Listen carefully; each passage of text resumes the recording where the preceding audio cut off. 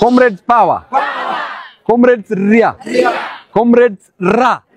Warembo ha. Warembo mwe. My comrades mwe. Thank you so much, comrades. I think the person at the back, can you hear me? Yes, we can hear you, senior. Hapo nyuma mnaweza nisikia?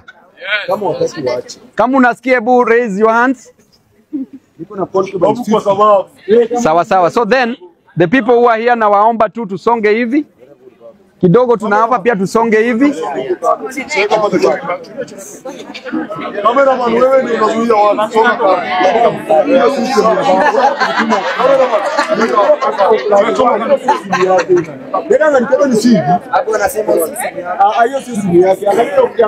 Iko sawa. Sawa sawa. So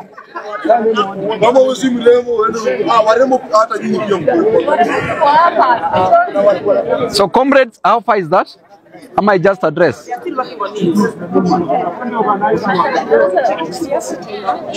So I think I just need to talk. Si mnaweza sikia hapo? Okay.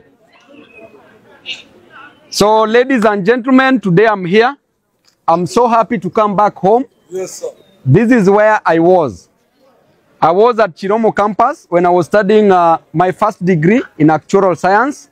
Yes, sir. I spent 4 years in this college, and I'm so happy to come back to join fellow comrades, to join comrades from the University of Nairobi, and this is where the fountain of knowledge is. And to the comrades who are here, I'm so happy once again to see you, and I love you all.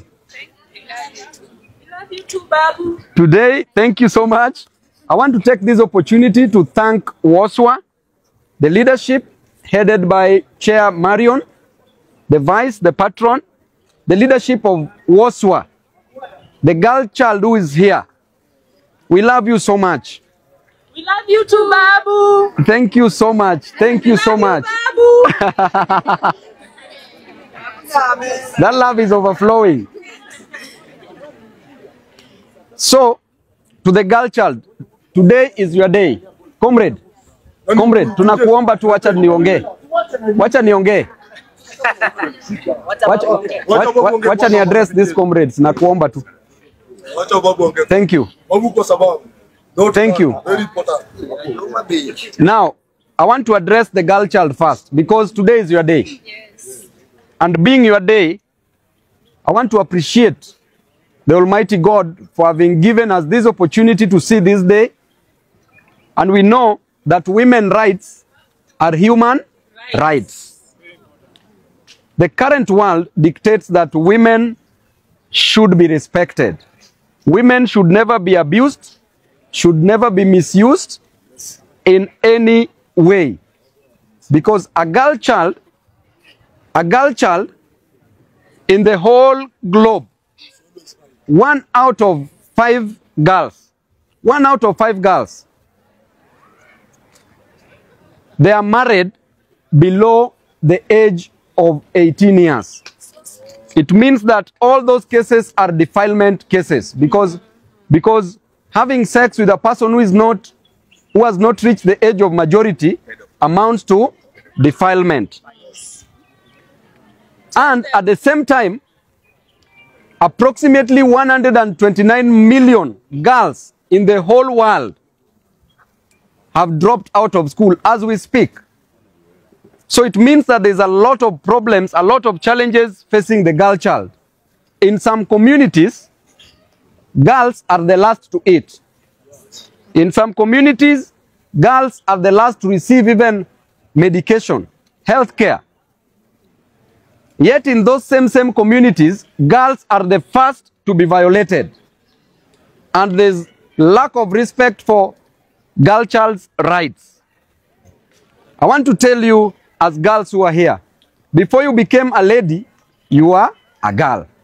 Before you became a mother, a mom, you are a girl. And everybody who is here, every boy child who is here, every girl child who is here, is of a mother. And the roles that our mothers play is so deep is so pertinent, is so vital in this community. When I remember my mom struggling to sell changa so that I could come to the university, that is when I knew that a girl child has serious responsibility in this universe. A boy child can deposit a seed, then leave. When that seed germinates into life, it is the girl child that remains with that responsibility. Our dad died when I was in class 3. Mom resorted to selling changa as a way of bringing us up. But I know the challenges that she went through when police officers used to come to our house to arrest, to even beat people in the house. Life was never easy. It was so challenging, and at some point, you could even give up. But I want to urge everyone who is here that I know that the responsibility resting on your shoulder is so huge that you can't afford to lose hope.